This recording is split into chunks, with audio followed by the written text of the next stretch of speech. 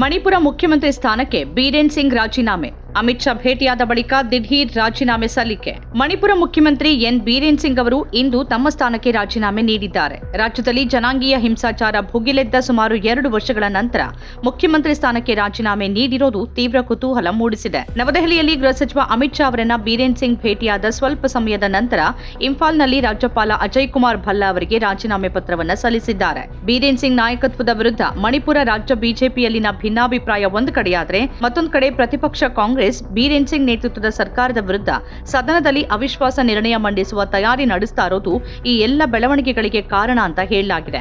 ಈ ಎರಡೂ ಕಡೆಯ ಒತ್ತಡದ ಹಿನ್ನೆಲೆಯಲ್ಲಿ ಬೀರೇನ್ ಸಿಂಗ್ ಅವರು ಮುಖ್ಯಮಂತ್ರಿ ಸ್ಥಾನಕ್ಕೆ ರಾಜೀನಾಮೆ ನೀಡುವ ತಮ್ಮ ನಿರ್ಧಾರದ ಪತ್ರವನ್ನು ರಾಜ್ಯಪಾಲರಿಗೆ ಸಲ್ಲಿಸಿದ್ದಾರೆ. ಸದ್ಯ ಕಾನ್ರಾಡ್ ಸಂಗ್ಮಾ ನೇತೃತ್ವದ ನ್ಯಾಷನಲ್ ಪೀಪಲ್ಸ್ ಪಾರ್ಟಿ ಬೀರೇನ್ ಸಿಂಗ್ ನೇತೃತ್ವದ ಸರ್ಕಾರಕ್ಕೆ ನೀಡಿದ್ದ ಬೆಂಬಲವನ್ನು ಹಿಂಪಡೆದುಕೊಂಡಿದೆ. ಆದಾಗ್ಯೂ ಬಿಜೆಪಿಯ ಸಂಖ್ಯಾಬಲ ಗಟ್ಟಿಯಾಗಿದ್ದರೂ ನಾಯಕತ್ವ ಬದಲಾವಣೆಗೆ ಯತ್ನಿಸುತ್ತಿರುವ ಬಿಜೆಪಿ ಶಾಸಕರು ವಿಶ್ವಾಸಮತ ಯಾಚನೆ ವೇಳೆ ಪಕ್ಷದ ವಿಪ್ ಉಲ್ಲಂಘಿಸುವ ಸಾಧ್ಯತೆಯ ಭೀತಿ ಕೂಡ ಎದುರಾಗಿದೆ. ಈ ಸಾಧ್ಯತೆಗಳನ್ನು ತಪ್ಪಿಸೋಕೆ ಮುಖ್ಯಮಂತ್ರಿ ಬೀರೇನ್ ಸಿಂಗ್ ತಮ್ಮ ಸ್ಥಾನಕ್ಕೆ ರಾಜೀನಾಮೆ ಸಲ್ಲಿಸಿದ್ದಾರೆ ಅಂತ ಹೇಳಲಾಗಿದೆ. ಇನ್ನು ಮಣಿಪುರ ಮುಖ್ಯಮಂತ್ರಿ ಸ್ಥಾನಕ್ಕೆ ರಾಜೀನಾಮೆ ನೀಡುವ ತಮ್ಮ ನಿರ್ಧಾರದ ಬಗ್ಗೆ ಬೀರೇನ್ ಸಿಂಗ್ ಅವರು ಕೇಂದ್ರ ನಾಯಕತ್ವದೊಂದಿಗೆ ಸಮಾಲೋಚಿಸಿದ್ದಾರೆ ಅಂತ ಮೂಲಗಳು ಖಚಿತಪಡಿಸಿವೆ.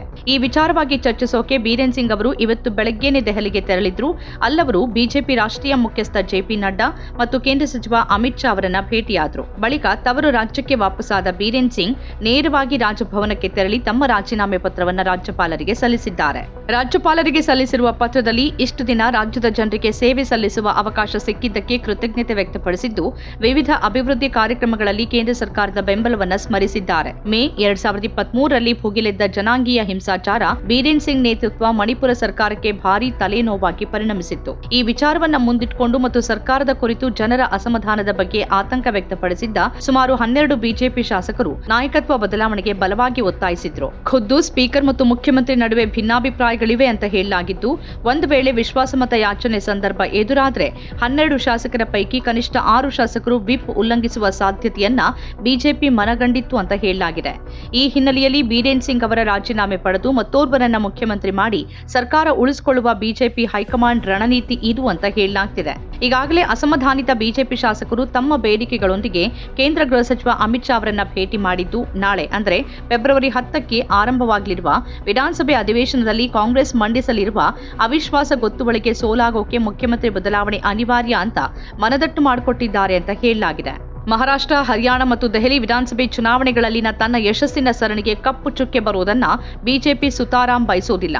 ಈಗಿರುವ ರಾಜಕೀಯ ಇಮೇಜ್ ಅನ್ನ ಹಾಳು ಮಾಡುವ ಬಿಕ್ಕಟ್ಟನ್ನ ಮೈಮೇಲೆ ಎಳೆದುಕೊಳ್ಳೋಕೆ ತಯಾರಿಲ್ಲದ ಬಿಜೆಪಿ ಹೈಕಮಾಂಡ್ ಮುಖ್ಯಮಂತ್ರಿ ಬದಲಾವಣೆ ನಿರ್ಧಾರಕ್ಕೆ ಸಹಮತಿ ಸೂಚಿಸಿದೆ ಅಂತ ಮೂಲಗಳು ಖಚಿತಪಡಿಸಿವೆ. ಮುಖ್ಯಮಂತ್ರಿ ರಾಜ್ಯದಲ್ಲಿ ಹಿಂಸಾಚಾರವನ್ನ ಪ್ರಚೋದಿಸಿದ್ದಾರೆ ಅಂತ ಆರೋಪಿಸಿ ಕುಕಿ ಸಮುದಾಯದ ವ್ಯಕ್ತಿಯೊಬ್ಬರು ಸುಪ್ರೀಂ ಕೋರ್ಟ್ ಮೊರೆ ಹೋದ ನಂತರ ಮಣಿಪುರದಲ್ಲಿ ಬೀರೇನ್ ಸಿಂಗ್ ವಿರುದ್ಧದ ಕೂಗು ಮತ್ತಷ್ಟು ಗಟ್ಟಿಯಾಗಿತ್ತು. ಬೀರೇನ್ ಸಿಂಗ್ ಅವರ ಧ್ವನಿ ಅಂತ ಹೇಳಲಾದ ಆಡಿಯೋ ಟೇಪ್ಗಳು ಕೂಡ ಲಭ್ಯವಾಗಿದ್ದು, ಸೋರಿಕೆಯಾದ ಆಡಿಯೋ ಟೇಪ್ಗಳ ಕುರಿತು ಕೇಂದ್ರ ವಿಧಿವಿಜ್ಞಾನ ಪ್ರಯೋಗಾಲಯದಿಂದ ಸುಪ್ರೀಂ ಕೋರ್ಟ್ ವರದಿಯನ್ನು ಕೇಳಿದೆ.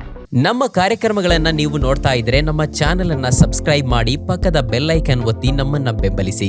ಹಾಗೆ ನಮ್ಮ ಕಾರ್ಯಕ್ರಮಗಳನ್ನ ಲೈಕ್ ಮಾಡಿ, ಕಮೆಂಟ್ ಮಾಡಿ, ಅದನ್ನ ಬೇರೆಯವರಿಗೂ ವಾಟ್ಸ್ಆಪ್ ಮೂಲಕ ಶೇರ್ ಮಾಡಿ. ನೀವು ಹೀಗೆ ಮಾಡಿದಾಗ ನಮ್ಮ ಚಾನೆಲ್ ಮತ್ತಷ್ಟು ಜನರಿಗೆ ತಲುಪಲು ನೀವು ನಮ್ಮೊಂದಿಗೆ ಸಹಕರಿಸಿದ ಹಾಗಾಗುತ್ತೆ. ಇದು ನೀವು ಯಾವುದೇ ಖರ್ಚಿಲ್ಲದೆ ಕೆಲವೇ ಸೆಕೆಂಡುಗಳಲ್ಲಿ ನೀಡಬಹುದಾದ ಸಹಕಾರ. ಧನ್ಯವಾದಗಳು.